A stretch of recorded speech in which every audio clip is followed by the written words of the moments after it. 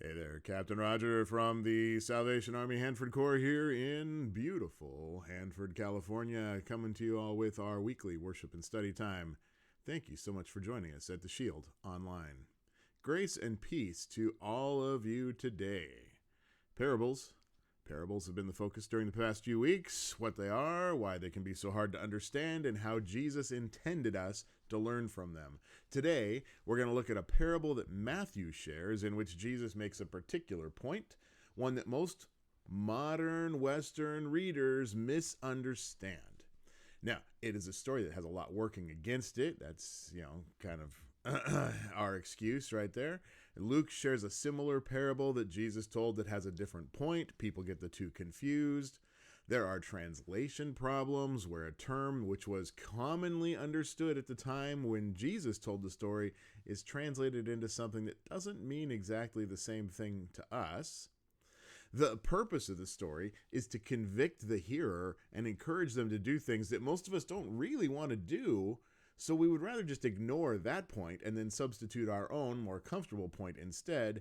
And, as usual, I'm going to blame those little subject headers that publishers insert into our text for breaking up what Jesus said into pieces that look like they stand on their own when they're actually all part of a single teaching, because that makes it so much easier for us to ignore the big picture. Now, the parable Luke shares is about a man who was becoming a king, giving each of 10 slaves a mina to do his business. A mina, that was about 3 months' wages. And some of them tried to block the man's ascent to the throne, but failed. And one of his slaves made back 10 times as much, and a second made back 5 times as much, and the new king rewarded them. And a third slave hid the money by wrapping it in an old shirt because he was afraid to lose it, which made the king angry, and he took the money away from that slave and gave it to the one who had made the most. And the others had all been part of a rebellion, so he had them all killed. Now, this was a story about allegiance and loyalty. The story Matthew records Jesus telling has some similar elements, which is why people mix them up. In this parable we're going to look at today, there's a rich man who goes on a journey, and he had 3 slaves he entrusted his wealth to. One received 5 talents, another got 2, and the last was given 1. And when the man came back, each of the first 2 had doubled their money, but the last one had stashed his away instead, so it was the same amount that he had been given that he was able to give back. And the master praised the first 2 and cast out the third. Sounds a lot like the story in Luke, but it isn't the same, even though there are elements which sound alike. Any parable can be heard in different ways, bringing people to different conclusions as to what it might mean.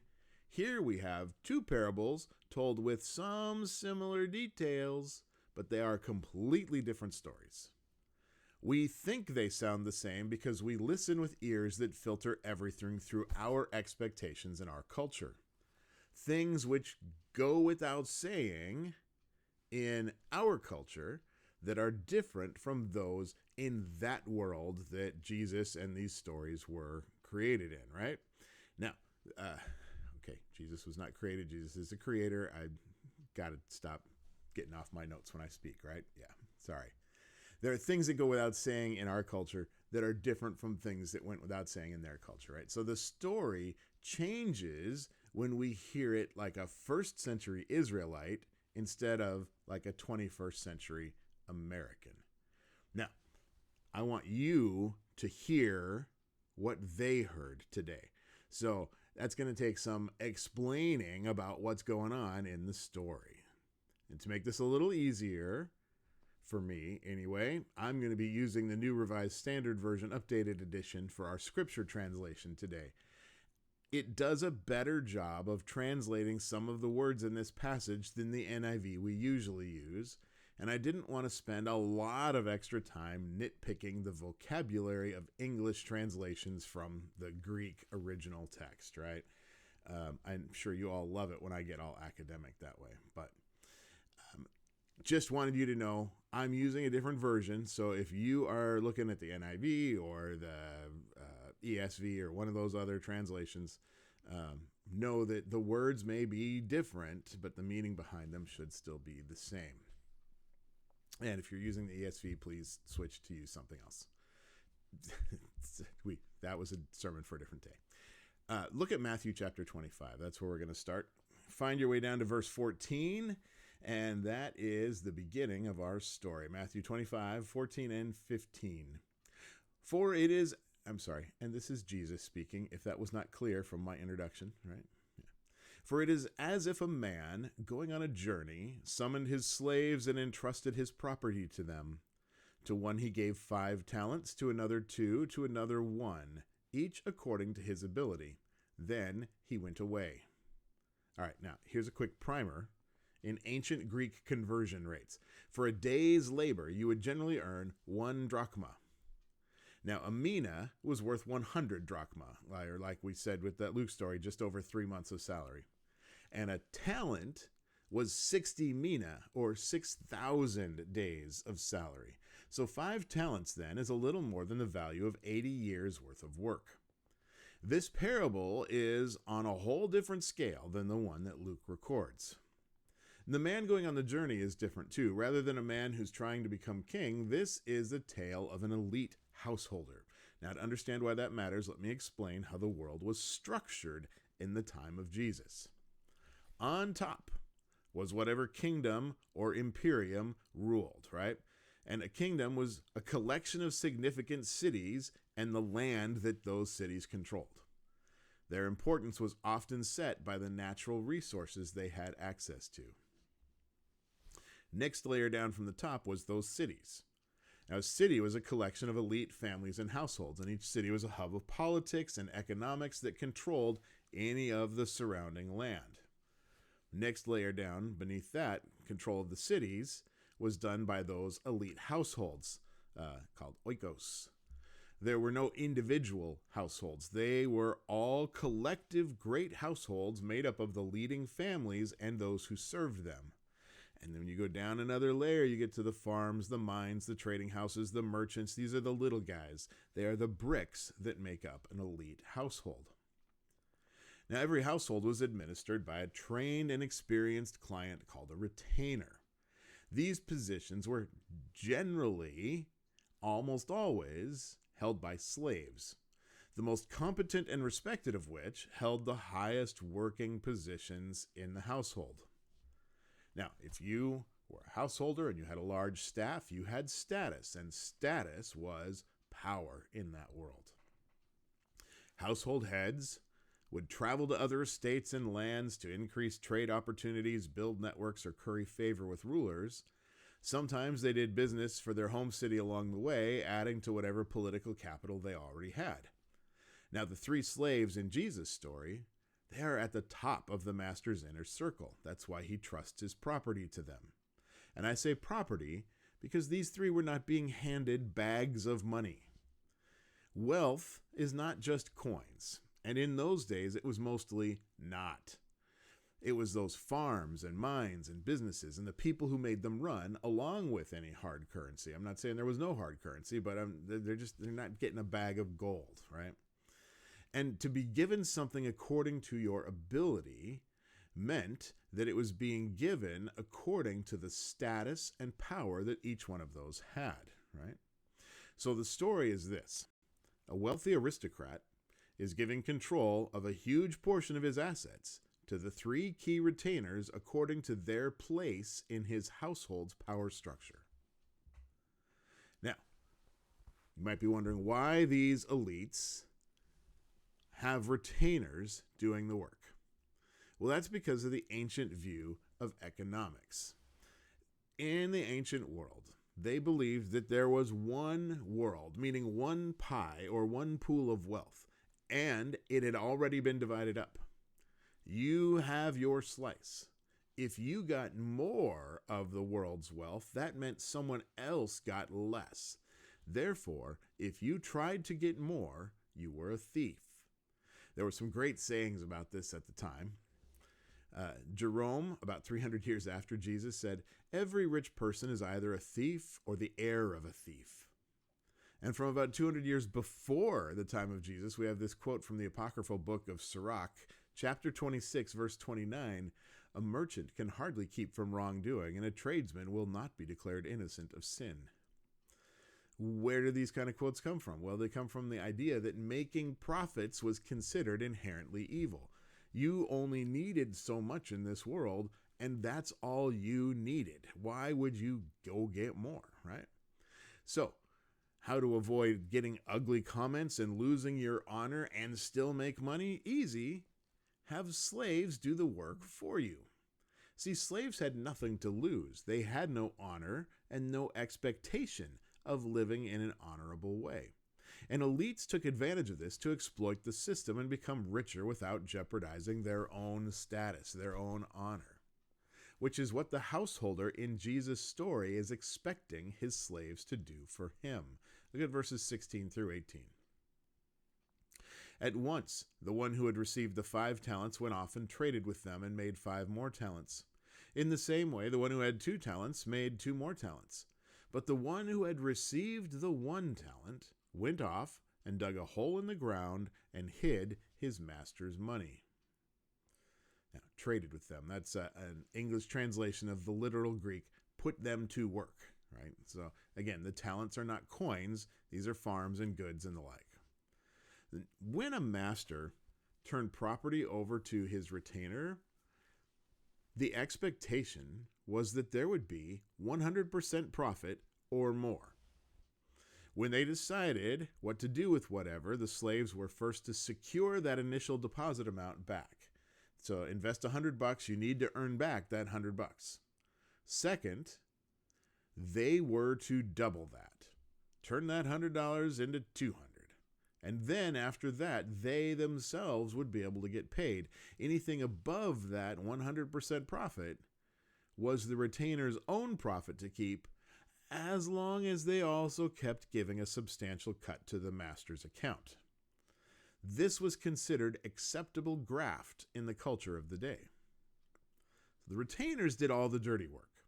Anyone unhappy or angry with how they were treated, they would direct that at the retainer, at that slave, not at the household master. And this is how it had been done for centuries. But in the first century, one thing was changing. The elite had begun using their wealth to make loans to the peasant farmers who owned the land, at interest rates of 60 to 200%. But the intent was not profit so much as it was control. Let me explain. If there was a good crop, then there would be a good profit. No one's going to complain about receiving a good profit. If there is a bad crop, the elites could foreclose, and then they would take ownership of the land, the farm, the mine, or whatever. Remember, household status was related to the land you controlled. Controlling people wasn't enough. So you buy an interest in some land, you've got free farmers sharecropping on that land. They give you a portion of their crop. That's great. You're going to receive profit from that. But if you can take over the land, kick out the free farmer, and just put a slave out there instead who doesn't cost you so much, you're going to get more of that profit, and you will control that farm and be able to say to the other households, yes, I control 100 farms and you only control 50. Therefore, I am more important than you. The story Jesus is telling is one of large-scale exploitation. Where this guy goes with his 5 talents and earns 5 more, he is exploiting the community in order to gain wealth. And according to the people and culture of that day, that is a problem. But that kind of thing was happening all over, so it went without saying. He didn't have to tell any more of the story for everyone who heard it to understand what he was saying.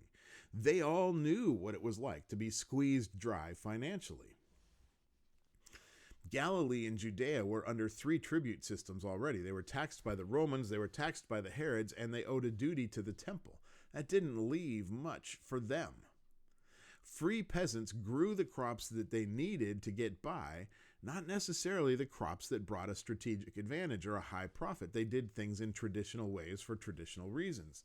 And again, elites who removed those free people and put slaves in their place, they could follow new trends for better yields or easier exports or larger profits, regardless of what helped the individual people. This is all stuff that Jesus' hearers understood. Servants 1 and 2 did what was expected of them and brought in 100% profit. They successfully exploited the peasants who existed in their household structure. The poor stayed poor while the rich grew richer. Number 3, hid the master's money in a hole in the ground.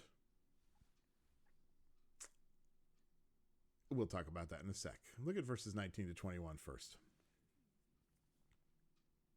After a long time, the master of those slaves came and settled accounts with them. Then the one who had received the 5 talents came forward, bringing 5 more talents, saying, Master, you handed over to me 5 talents. See, I have made 5 more talents. And his master said to him, Well done, good and trustworthy slave. You have been trustworthy in few things. I will put you in charge of many things. Enter into the joy of your master. Verse 22. And the one with the 2 talents also came forward, saying, Master, you handed over to me 2 talents. See, I have made 2 more talents. And his master said to him, Well done, good and trustworthy slave. You have been trustworthy in few things. I will put you in charge of many things. Enter into the joy of your master. Faithful in these little things. Remember that number 1 had 80 years worth of wages in his control. Number 2 had about 40 years, right? Yeah. Enter into the joy of your master, he told them. Celebrate living up to the values and expectations of your boss. Come, celebrate the plenty that you got by depriving others and turning them into slaves. Those broken lives, that's how you participate in my huge gain and get a little for yourself along the way. Totally worth it. The joy of your master. Brings us to number 3 here. Look at verse 24-25. Then the one who had received the 1 talent also came forward, saying, Master, I knew that you are a harsh man, reaping where you did not sow and gathering where you did not scatter. So I was afraid, and I went and hid your talent in the ground. Here you have what is yours. There were not banks or safe deposit boxes back then. If you wanted to keep something safe and hidden away, you had to put it somewhere and hope for the best. Now, often that meant wrapping something up and tucking it into your mattress or woodpile or something like that. In Luke's story about the minas, that man wrapped his in a cloth, which everyone knew was a careless thing to do. If you wanted to hide something in a responsible way, you followed the teachings of the rabbis about the proper way to do so. You would dig a hole and bury it. This was thought to be such a safe way to keep things that there was a rule that said if buried money was lost, it was not the fault of the trustee. They had been careful and buried the loot, so they had no liability for any loss. Jesus' audience would have heard that slave 3 had acted to preserve his master's investment, but also that he had refused to take what belonged to others to increase that man's wealth. All right? So that is the story they are hearing. Slave 3 acted honorably. And his speech about why he did it, that would have shamed the master. It points out that the master is responsible for taking what belongs to others. He kept the poor poor while increasing his own already incomprehensible wealth. That throws shade on the joy of the master, doesn't it? Now, how do you defend an indefensible position against the truth? Well, by attacking, of course. If the householder can vilify the slave and shift any shame or humiliation onto that lower status man, then what was said wouldn't matter. Who will listen to a discredited slave, right? So we get that in verses 26 and 27. His master replied, You wicked and lazy slave. You knew, did you, that I reap where I did not sow and gather where I did not scatter? Well, then you ought to have invested my money with the bankers, and on my return I would have received what was my own with interest. All right, wicked, lazy, is there any truth to that? No. It was not evil to return to the master what was the master's. It was not lazy to safeguard that talent and return it intact. This is nothing more than an attack on a whistleblower. And I had just said there were no banks. Well, who are these bankers, right? Well, the Greek word underneath this is the word trapezites, referring to brokers who would lend money at high interest rates, which is something that God's law specifically instructs people not to do. Don't be loan sharks, right? In Leviticus chapter 25, if you look at verses 35 through 37, God says, if any of your kin fall into difficulty and become dependent on you, you shall support them. They shall live with you as though resident aliens. Do not take interest in advance or otherwise make a profit from them, but fear your God. Let them live with you. You shall not lend them your money at interest taken in advance or provide them food at a profit. I am the Lord your God who brought you out of the land of Egypt to give you the land of Canaan to be your God. Resident aliens in this passage, by the way, it refers to refugees, migrants, and newcomers moving in from another nation or territory. There's a lot to unpack there, but that is a sermon for another day.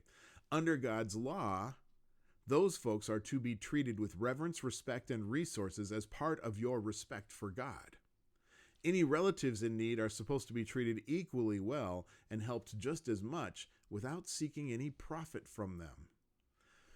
If this passage doesn't help you enough, look over at Deuteronomy 15.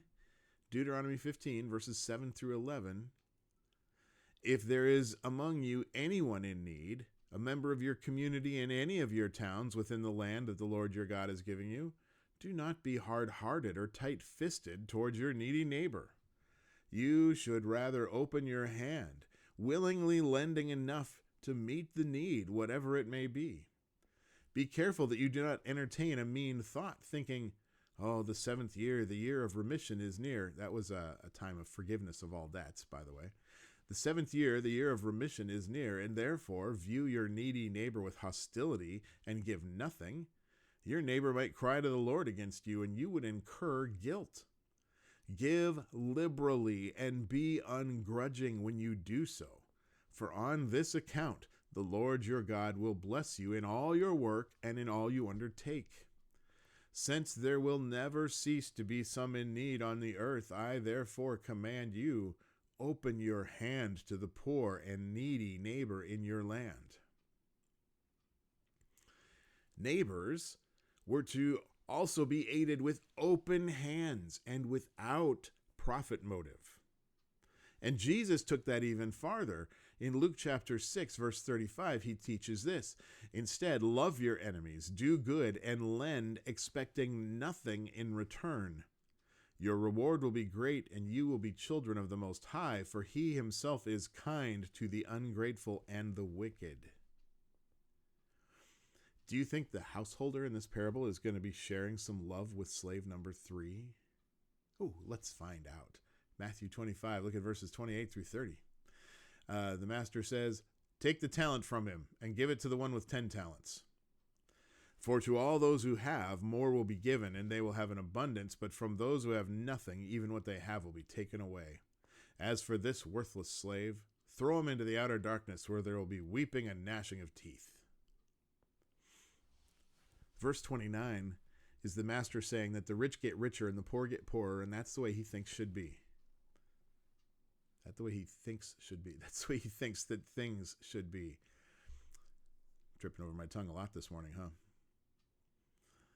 The master says the rich will get richer, the poor will get poorer, and that's just the way it is. Verse 30 is even more telling. Who lives in darkness? The oppressed, the poor. Professor and pastor Frederick Herzog says, weeping and gnashing of teeth accompanies those moments that tear life apart and change it forever.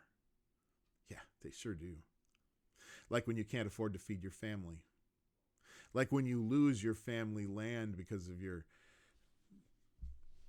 inability to make enough to feed someone else extra. Like when you're forced to sell your children into slavery to pay your debts. Or when you find yourself unable to dress well enough to get or even keep a menial job. These are all things that I see in my work at the Salvation Army every day. Slave 3 refused to participate in a system that he must have used to get the status that he had with his master. So his actions in this story, and this is hard for us to see, but it would have been things that went without saying to the crowd that Jesus was speaking to. His actions in this story show repentance. He has turned around. He has turned towards God instead of profit. The verses after this tell us how we should live out the truth of this parable. Verses 31 through 46, they're a warning and an explanation of this parable and everything that came before it, at least back to the beginning of chapter 24. Don't be put off by all those little headers that are stuck in the middle of these. This is not a standalone event. In fact, if you knocked out the chapter headings and the verses, you would see this is a much larger story even than I've talked about today. You should read it all in full. At least go back to the beginning of Matthew 24 and start there and read forward from there. But let me summarize just a bit for us for this last part. Jesus says, after telling this parable, he says, look, a time's going to come when all people will be judged, and they're going to end up in one of two groups. The first group are the sheep, who are put in the place of honor by his right hand. Verses 34 through 36 say, then the king will say to those at his right hand, come, you who are blessed by my Father. Inherit the kingdom prepared for you from the foundation of the world.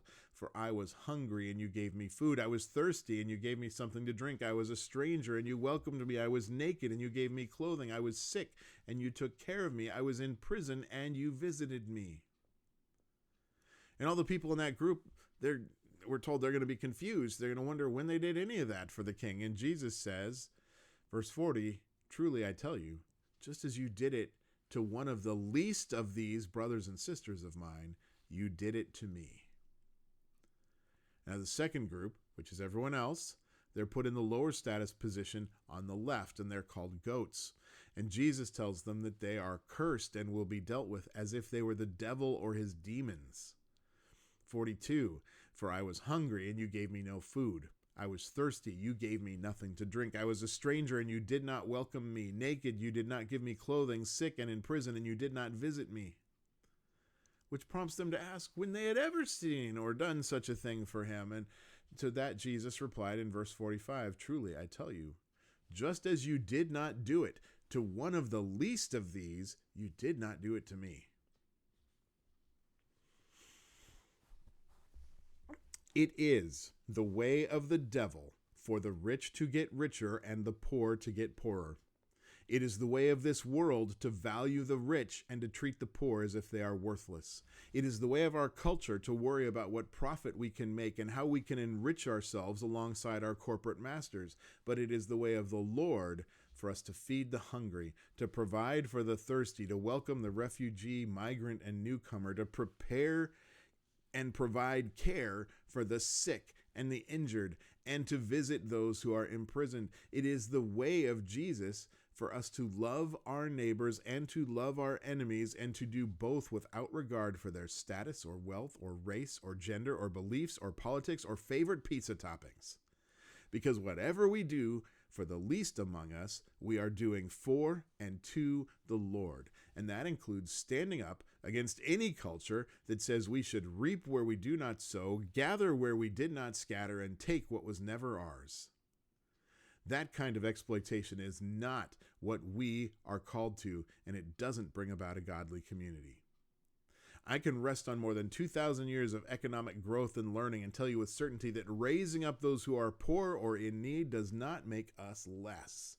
Helping the least and the lost makes us all better, stronger, and more the people that God created us to be, and more secure in our economic and financial positions. Not less. Let God's view become our view. Let the vision Jesus has for the world become your vision for the world. Let your choices, words, and attitudes be those of people who are looking for ways to help those in need instead of ignoring or rejecting them. Amen? Oh, I hope there's a resounding amen out there. I'm going to end right here because, well, it's been enough. Take this with you, ponder it, figure out how to put the way of Jesus into action in your life.